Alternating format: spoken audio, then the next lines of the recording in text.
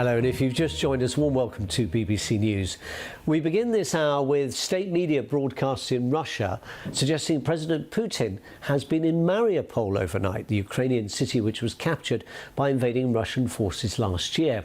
TASS news agency says he travelled there by helicopter, and once in the city he visited local residents and some civic buildings. It would be Mr. Putin's first trip to the Ukrainian territory, which has been occupied by Russia since the invasion was launched just over a year ago. Well, these are pictures which have been issued by the state media in Russia. They apparently show President Putin arriving in Mariupol on Saturday evening. He's shown driving himself into town from the airport, visiting what you can see here, which appears to be a children's playground, possibly one that's been renovated. There appears to be some work still going on. Looks like some kind of tractor or something is one of the children's rides, which perhaps is being opened. The visit came at the end of a week when the Russian president was charged by the International Criminal Court with the abduction of Ukrainian children. And on Saturday, President Putin also visited Crimea, of course the region which Russia first invaded and annexed 9 years ago. Right, let's talk now to our diplomatic correspondent James Landell, who's in Kyiv and who's looked at these pictures. What do you make of this visit, James? Well, I think, as you said, the timing is important. This comes just a couple of days after President Putin was accused by the International Criminal Court of being a war criminal for the alleged deportation of thousands of children from occupied Ukraine to Russia.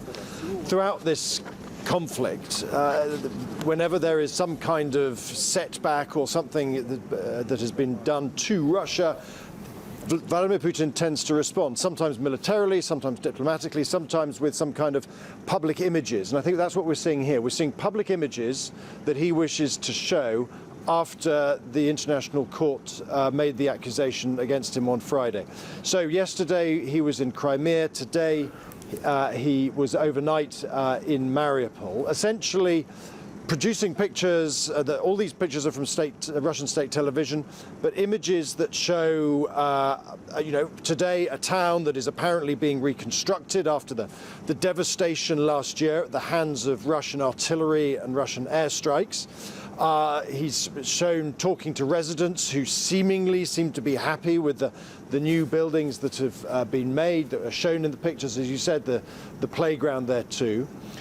So I think this is a sense of Mr. Putin saying, the international community can say and do what it wants, but in Russian-occupied Crimea, it's business as usual and life is getting back to normal. That at least is the imagery that he wishes to portray.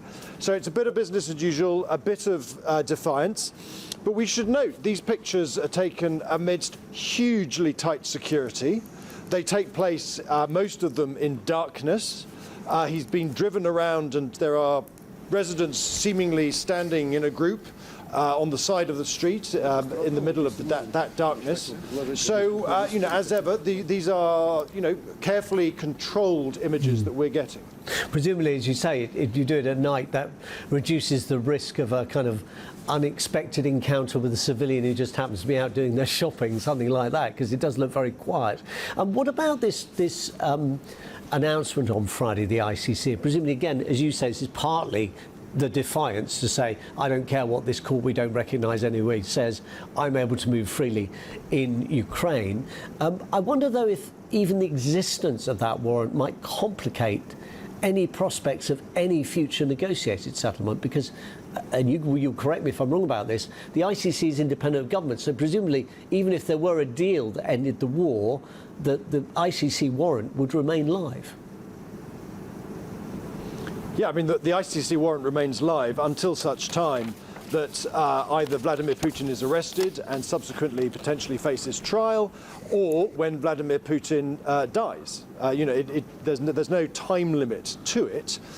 So one would assume that warrant constrains President Putin's travel to the 123 member states, countries around the world that sign up to the authority and jurisdiction of the International Criminal Court, because if he steps foot in any of their territory, those member state governments are obliged to try and arrest him and then make sure that he is sent to The Hague for trial.